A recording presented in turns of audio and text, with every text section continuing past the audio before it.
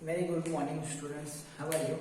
So, बच्चों, in previous lecture, we can see that the high reactive metal, medium reactive यानी कि moderate reactive metal and low यानी कि least reactive metal को हमने distribute किया था और किस किस प्रोसेस से we can separate it.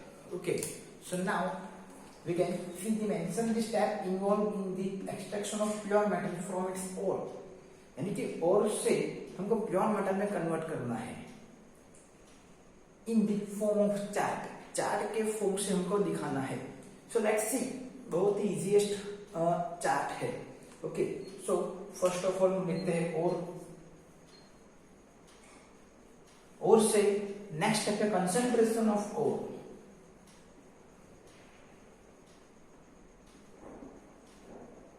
Concentration of ores यानी कि वो की जो कंसंट्रेशन है, ओके, ओर को इकट्ठा करना है पहले तो.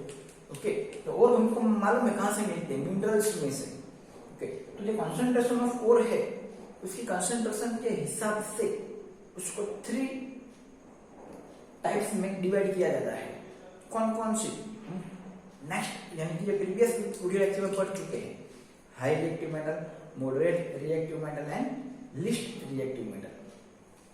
तो देखते हैं.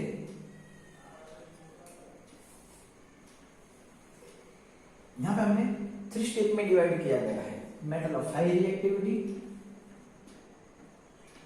मेटल्स ऑफ हाई रिएक्टिविटी, बहुत इजी है बच्चों. मेटल्स ऑफ मीडियम रिएक्टिव,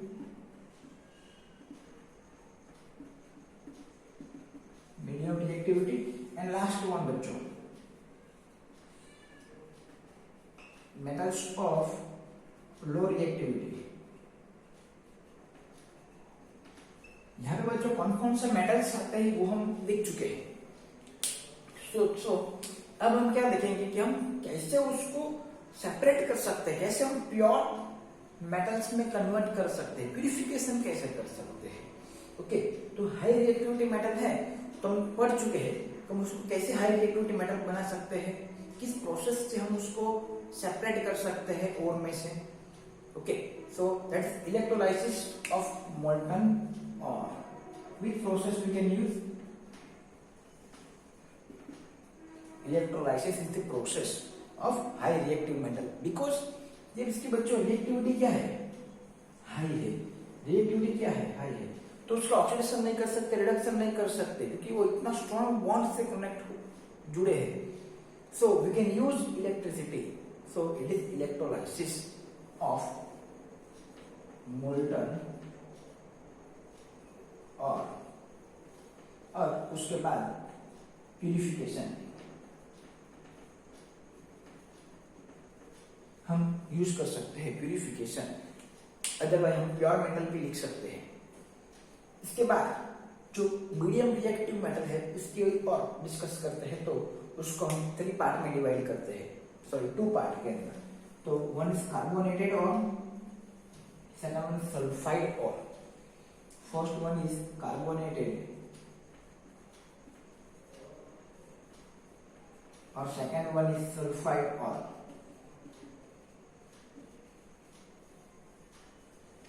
यहां पे बच्चों आपको एक चीज याद रखना है, कार्बोनेटेड और सल्फाइड की तरफ से जब ये कार्बोनेटेड होंगे तब which process we can use. Calcination, CaCa. Carbonated होगा तो फिर कैल्सिनेशन, एंड सल्फाइड होगा तो फिर रोस्टिंग. SR यानी कि सब SUR सूर जब मिला सकते हैं. कुछ भी आप याद रखने के लिए कर सकते हो. जब कार्बोनेटेड होगा तो कैल्सिनेशन होगा और सल्फाइड होगा तो रोस्टिंग होगा. फिक्स है बच्चों, ये मेथड आपको याद रखना है. और इस दोनों को क्या करना है बच्चों, मिला के उसका ऑक्सीडेशन करना है और उसको ऑक्साइड स्टेट में कन्वर्ट करना है, मेटल ऑक्साइड. और ऑक्साइड स्टेट के बाद दूसरा करना है रिडक्शन ऑफ मेटल और उसके बाद क्या करना है बच्चों, प्यूरिफिकेशन ऑफ मेटल। मालूम है आपको प्यूरिफिकेशन है ना, इजी, ये आप खुद ही बताओ।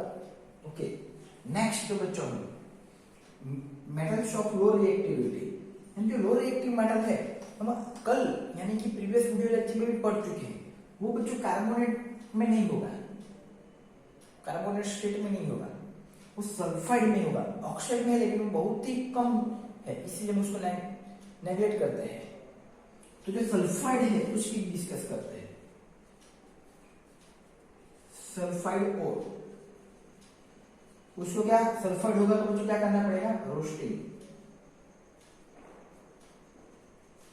विच method we can use, roasting. उसके बाद क्या होगा बच्चों की रोस्टिंग है, उसके बाद उसको ऑक्साइड में कन्वर्ट कर देने का और उसके बाद रिडक्शन करके प्यूरिफिकेशन करना है।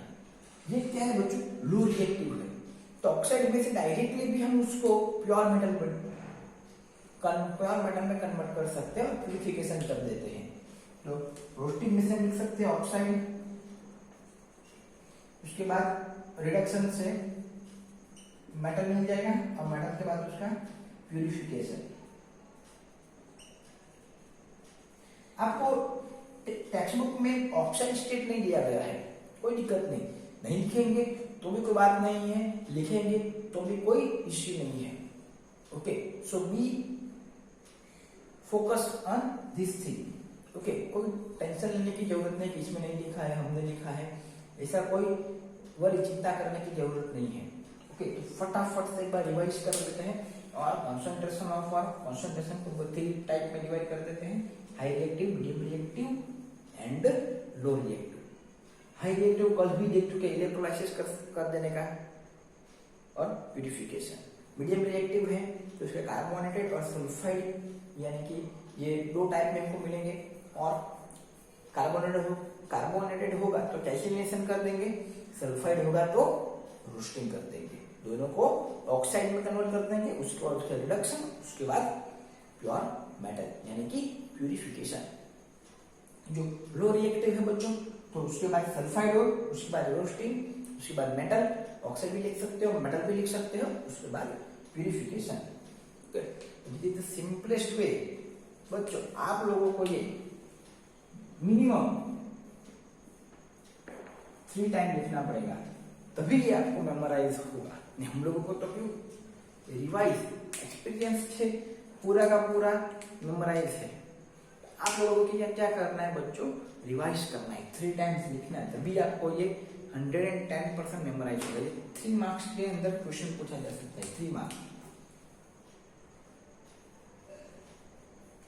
ओके, सो 3 टाइम्स ये आपको लिखना है बच्चों, तभी आपको ये सेल्फ है, अभी ऐसा नहीं कि मैंने बोला था इसलिए आपको लिखना ही है, ये सेल्फ इंप्रूवमेंट के लिए लिखना है आपको।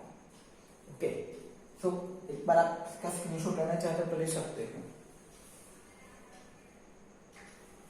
चलो अब जो डेली जो पीडीएफ के अंदर 3 क्वेश्चंस लिखते हैं उसके ऊपर डिस्कस करते हैं बच्चों को, कौन कौन से 3 क्वेश्चंस लिखने हैं आपको। ओके, सो फर्स्ट ये आपका फर्स्ट क्वेश्चन हो गया, ये 4 आपको एक बार लिखना है।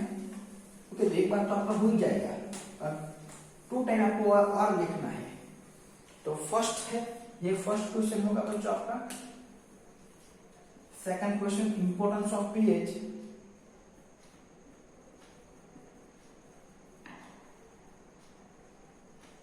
Importance of pH in digestive system.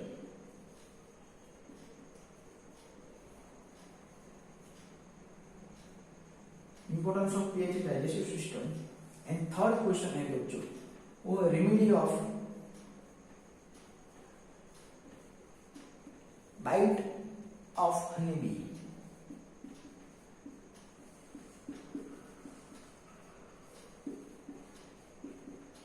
ये 3 क्वेश्चन, ये बच्चों 2 मार्क के हैं, 2 मार्क, ये भी बच्चों 2 मार्क के क्वेश्चन है और ये 3 मार्क का क्वेश्चन है। ओके, तो ये आपको लिखना है, बिकॉज कि ये कंप्लीट हो गया, हमको मोर देन 1.5 मंथ कंप्लीट हो गया है जब हमने पढ़ाया था।